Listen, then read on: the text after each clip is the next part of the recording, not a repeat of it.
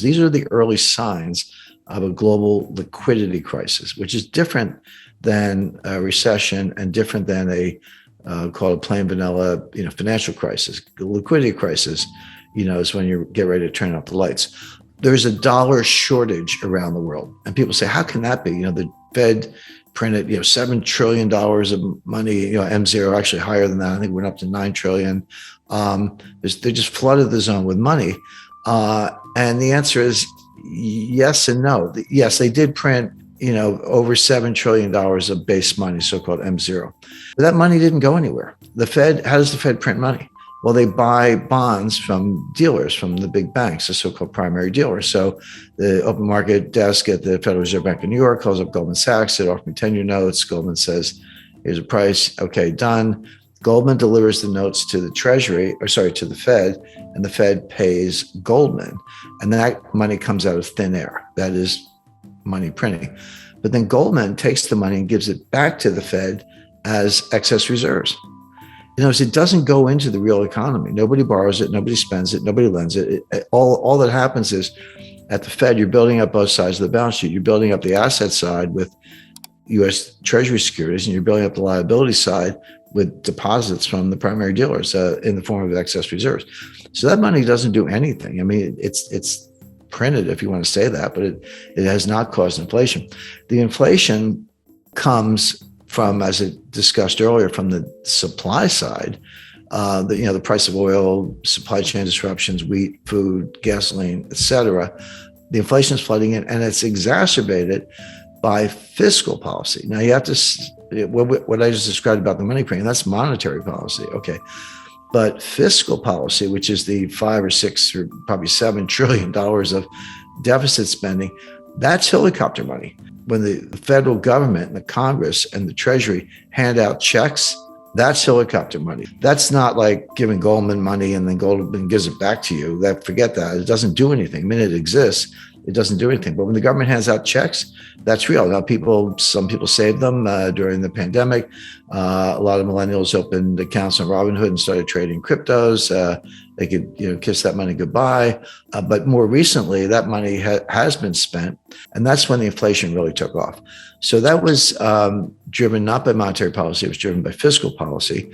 But getting back to the strong dollar, there's something else going on, which is the entire international monetary system is driven not by the Fed, but by Eurodollars, by money that banks lend to each other so that they can support their balance sheets and lend to customers or offer transactions to customers if they will. And the main transactions is approximately $1 quadrillion of derivatives, options, futures, forwards, swaps, swaptions, I could go on and on. All of that, almost all of it, has to be backed up by collateral. I could say, if I'm a hedge fund and you're Morgan Stanley and I call you up and say, Edison, I want a $5 billion total return equity swap, which is basically a derivative basket of stocks, and I can buy and sell stocks all day long up to 5 billion, but it'll be notional. You'll pay me the profit or loss and dividends, but I don't actually own the stocks. I just have a $5 billion swap with you. And then you go out and maybe buy the stocks and hedge your position. You'll do that for me if I'm a big enough hedge fund or sovereign wealth fund or institution or whatever, but you want collateral. I don't have to give you $5 billion worth of collateral. I just have to give you enough, a little bit of foundation and the mark-to-market losses. So if I lose money on that deal, I will give you that much collateral. So collateral is the key to the whole quadrillion-dollar structure I described. So what's good collateral? Well, it used to be a lot of things, but today banks are saying to each other, we don't want your corporates, we don't want your stupid mortgages. We want 2-year treasury notes, maybe with a haircut, or 6-month bills, 4-week bills, 30-day bills, the best, absolute best, most liquid form of collateral. Well, okay. First of all, there's a scarcity of that. There's a collateral shortage, and banks desperate to prop up their balance sheets are asking, we're going to get some treasury bills, and they're bidding for them at prices that produce yields to maturity lower than what the Fed will give you for free. So if I'm a bank and I can call the Fed and the Fed will give me some treasury bills and I give them cash under an agreement to unwind that, and the interest rate on the cash is whatever, why would I go out in the market and bid on a treasury bill that pays me less than what the Fed will give me for a phone call? Why would you do that? The answer is you need the bill. In other words, you don't need an expanded balance sheet. You don't need more credit at the Fed. You need that bill to pledge as collateral on this quadrillion dollars of derivatives. And that's what's happening. So how do I get a bill if I'm Deutsche Bank or Credit Suisse or UBS or Unicredit or Barclays or anybody else? I need dollars. Because the bills are denominated in dollars. So if I want to buy them, I got to get some dollars. So there's this huge bid for dollars that can be used to buy the treasury securities, to pledge as collateral, to prop up the balance sheet. And that's what's going on behind the curtain. That's the plumbing. That's why the dollar is strong, even though everything about the US economy is weak, meaning recession, long-term depression, deficits, trade deficits, political dysfunction, borderline civil war. It's all bad. But if I'm Deutsche Bank, I need those dollars to buy treasury bills to prop up my balance sheet. But if you can't get it, or you can't get it at a price, or the dollar gets too strong, et cetera, or the yields get negative, et cetera, what happens is, and this is happening, the banks are reducing their balance sheets.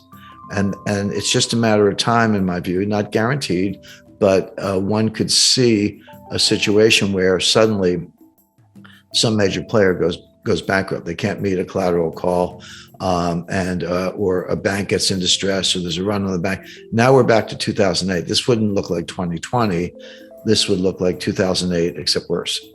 Sure. The supply side we kind of talked about. So energy shortages because of the Biden energy policy, empty shelves, supply chain breakdowns, bottlenecks at the Port of Los Angeles, not enough truck drivers, higher fuel prices get passed along. I mean, there's everything arrives by truck at the end of the day. It could come by boat or train, but it's somewhere in that delivery chain, those transportation channels, there's a truck, and they run on diesel. And when the price of diesel goes up, the price of everything in the truck goes up, because you got to factor the delivery costs into the cost at the counter. So that's kind of what's going on from the supply side.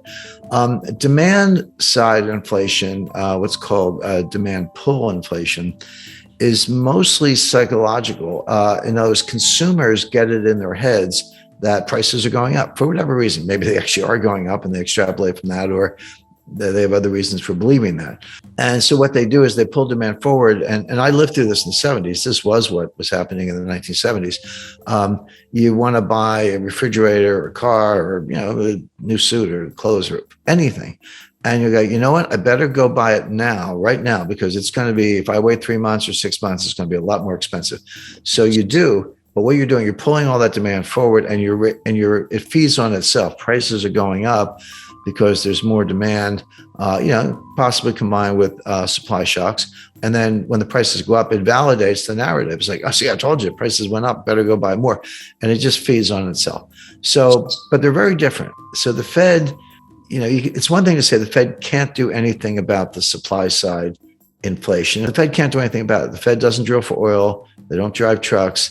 They don't pilot ships, and they don't work farm equipment. They can't do anything about it. They can do something about the demand side, which is destroying demand. So now we're in a situation, by the way, we're not all the way to demand pull inflation yet. In the 70s, it also started on the supply side with the Arab oil embargo in 1973. Then there was a second embargo in 1979 from the Iranians. So those supply shocks did tip over into the demand side, and then it just has a life of its own. We're not at that point yet. We're getting dangerously close. We definitely have it from the supply side. It hasn't yet affected the consumer side of it. In fact, consumers are pulling in their horns. I mean, they say the cure for higher oil prices is higher oil prices. In other words, if the price goes up, people will drive less. Or if you lost your job, you might not be driving at all.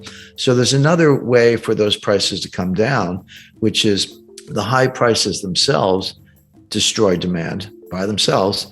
And then that results in lower prices. And that is happening. We have seen inflation come down a little bit. I know it was higher than a lot of people expected beginning in the middle of last year, but they are starting to come down a little bit right now. But the demand side of it has not yet caught fire. But there is something else the Fed can do.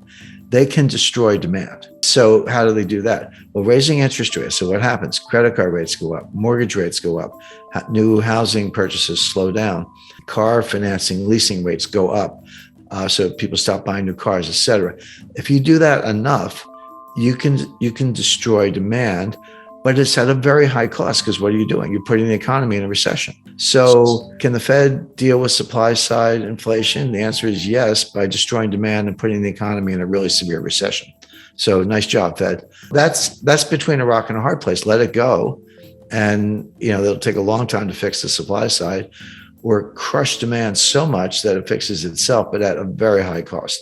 And the Fed is doing the latter.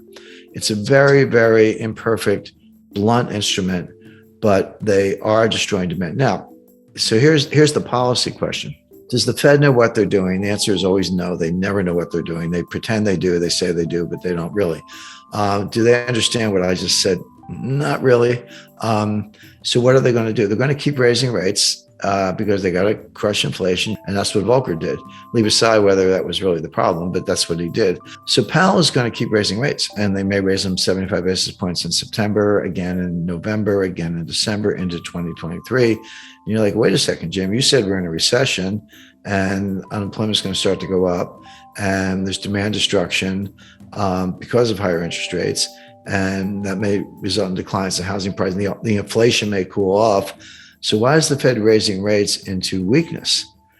And the answer is because they don't get it. They're always the last to know. And they're very political. Don't let anyone tell you the Fed's not political. So here we have the situation where the inflation is coming from the supply side. Fed can't do much about it. They can destroy demand, but that'll throw us into a recession. So why are you raising rates into what may be both a coming recession and a global liquidity crisis, which we just talked about? The answer is that's crazy. You shouldn't do it, but it's the Fed, and they probably will.